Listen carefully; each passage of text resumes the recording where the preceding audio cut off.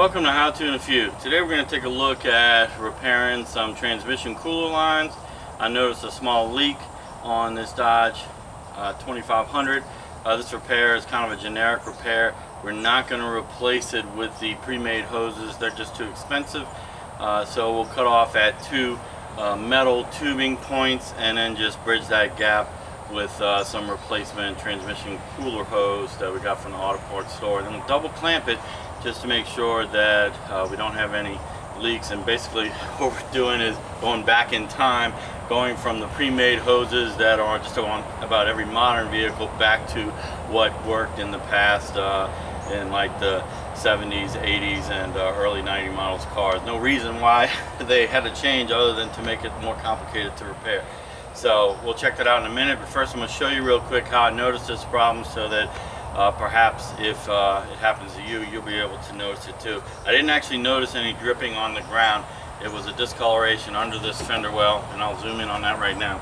Alright, so I was pulling out of the driveway in the van one day and looked, and I saw this kind of dark discoloration, and thinking that it hadn't rained in a while. I don't know why the fender well would be wet. Put the van in park and checked it out, and it was kind of oily, and I tracked it down to some transmission cooler lines, and I'll show you what that looks like now. Alright, the coolant lines are actually underneath this air intake, so we'll go ahead and loosen this up.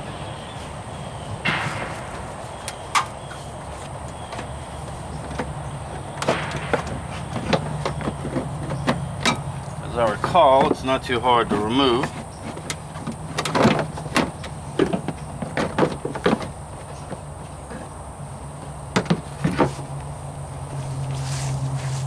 So if we follow our tubings, this is our transmission cooler, and there's an in and out feed that goes besides the radiator. We wrap that around, we can see what looks like some connections, probably requiring a special tool. And then there's a section of rubber hoses and some metal tubing again right here past the rubber section. So it appears that one or both of these hoses are leaking. Probably just the top one leaking down on the bottom one, but we are going to go ahead and make some cuts here and then some cuts back here, and then replace that with some standard transmission line. Here are my replacement parts. Got about 4 feet of 3/8 transmission line, and then 8 clamps so I can double up on both lines when I make my connections. So ideally I want to cut through these tubes with this pipe cutter. It's the smallest one I have. Hopefully I'll have enough room to do that, because it'll give me a nice cut on the tube and minimize any kind of aluminum shaving particles that might get caught in the system. If that doesn't work, I've got a couple of hacksaws, a small one and a large one, and then ultimately this multi-tool with a fine-tooth blade that I know will zip right through it. But I'm going to hold off on using the multi-tool, simply that I don't want any kind of erratic damage. Alright, let's give this crazy plan a shot. I'm tightening just a little bit on each round.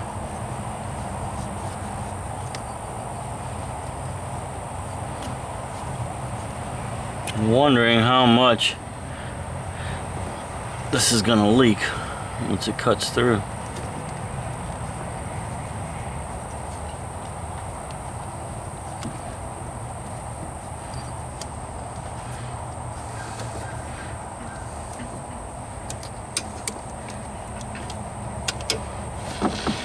Alright, nice cut there.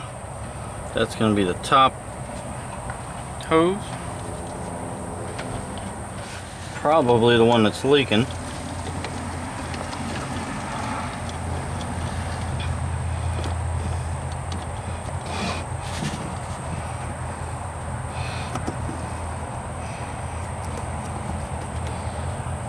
Guess you're seeing my head in the way. Alright, 2 hoses decapitated. I'm gonna try to keep track of which one's the top.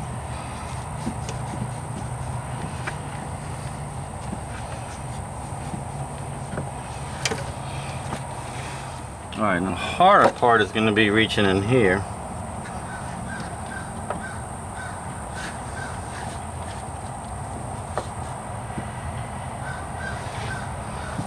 And I do believe we're going to have to use a hacksaw to get in there.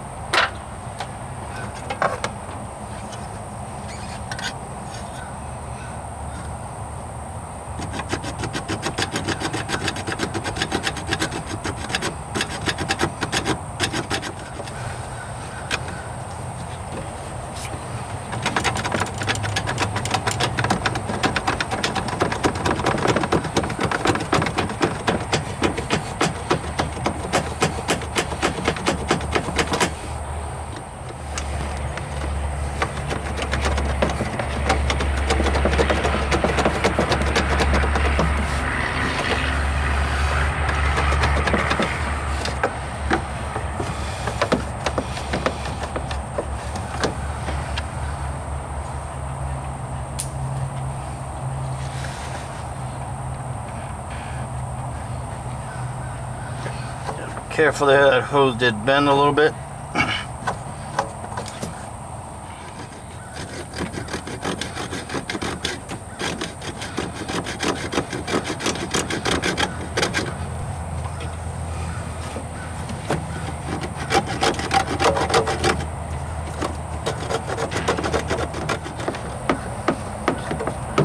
Alright.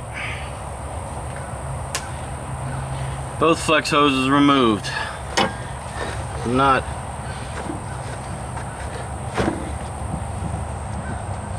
I wouldn't call this my finest hour.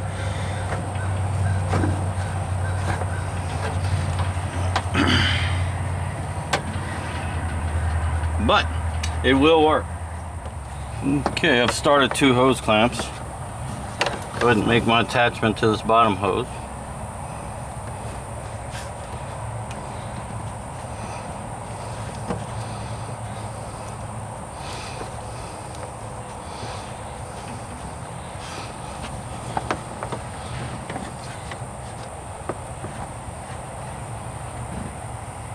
Mark myself a spot to cut. Should have probably used a razor knife or some snips, but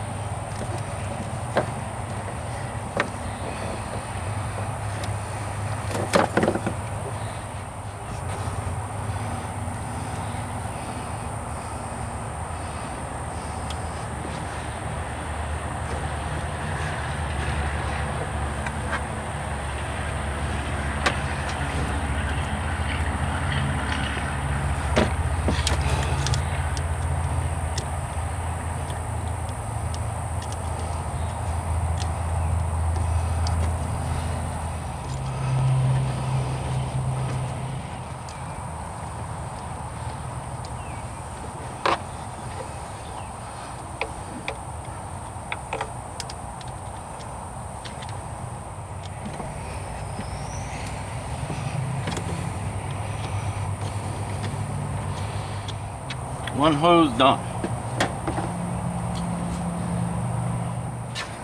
Time for the second hose.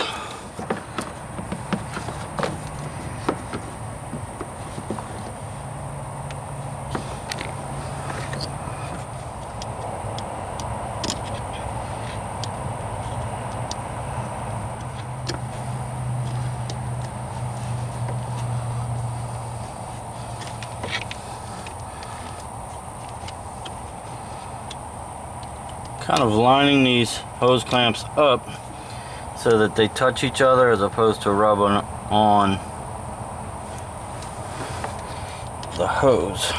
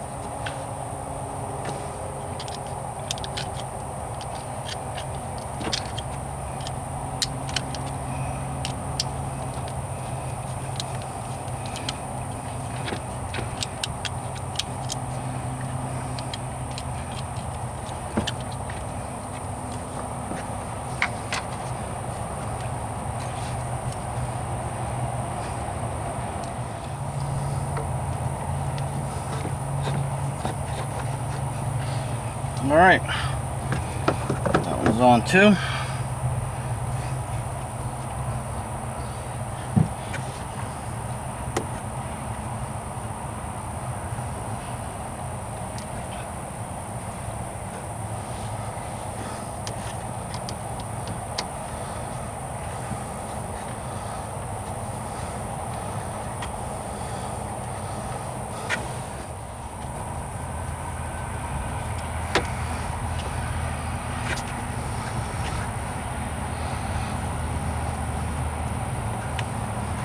Alright, so here's one last look at our double clamp connections.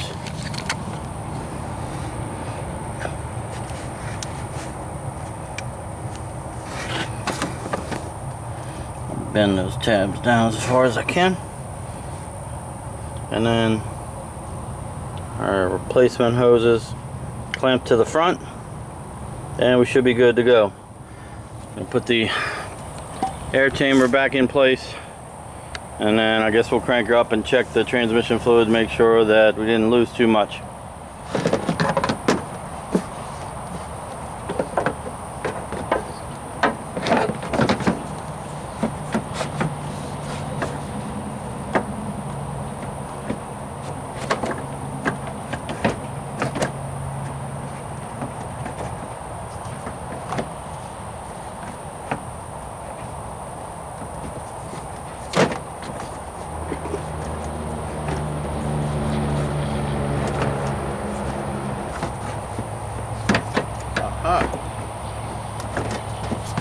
Go. Didn't know there were some pins on the bottom.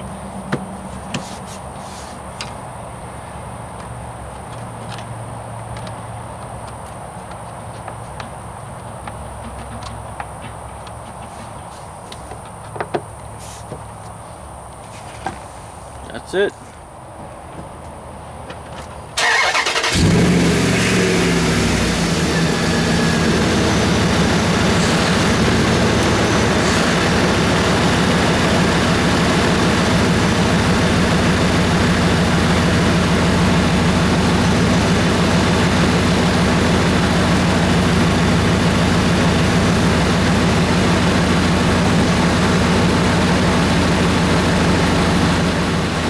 So the correct way to check transmission is with the engine running. You should first go through all the gears, your foot on the brake of course.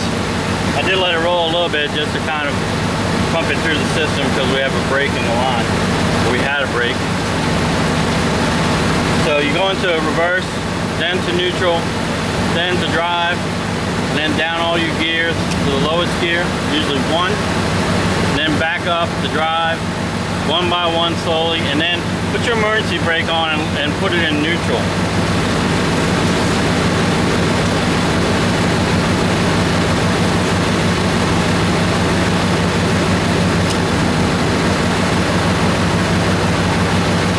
Alright, so we're right at the tip of the dipstick. It should be between those two holes right there when it's cold, and the engine is in fact cold. It's the first time I ran it. I wouldn't call it cold. It's December, late December, and it's 80 degrees outside, but that's how it is in Louisiana. It's supposed to cool off tomorrow, be in the 30s. So we might be a little bit low. I think we're going to put about 1 quart. And then we'll recheck it. But while we're filling it, we will turn the engine off.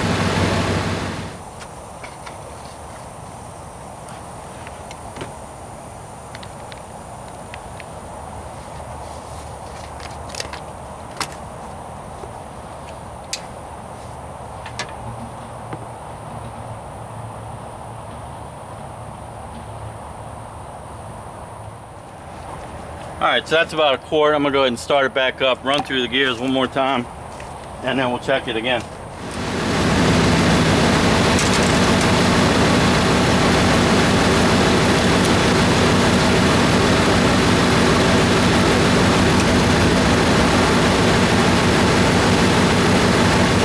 Alright, so we might have overfilled it just a little bit. We're a little bit past the cold line. So this is a case of do as I say, not as I do. You should not overfill your transmission. You should follow all your manufacturers, blah, blah, blah. You know the drill. But we are done with this one for today. Alright, so there you go, another episode of How to in a Few. Changing the transmission coolant lines, or tracking down the problem at least. Some leaky fittings and old hoses, and we just eliminated that pre-made section and went ahead and used some standard transmission line to replace it. It'll be as good as before, if not better. We'll check it to make sure that there are no leaks over the next couple of days, just to verify and be safe. We'll also check the fluid, make sure that we aren't losing any fluid. So, pardon the mess in the background. We're still in the process of rebuilding after the southern Louisiana floods. Our house did get flooded. We have a GoFundMe that helped a little bit. FEMA, well, I'm not even going to go into that. But there's a donate button if you found this video helpful for your car, or any of the other videos helpful. There is a little support button, or just watch one of the ads, give me a thumbs up, subscribe. All those things will help me to keep making videos like this to help you guys out. So thanks for watching, and I'll see you next time.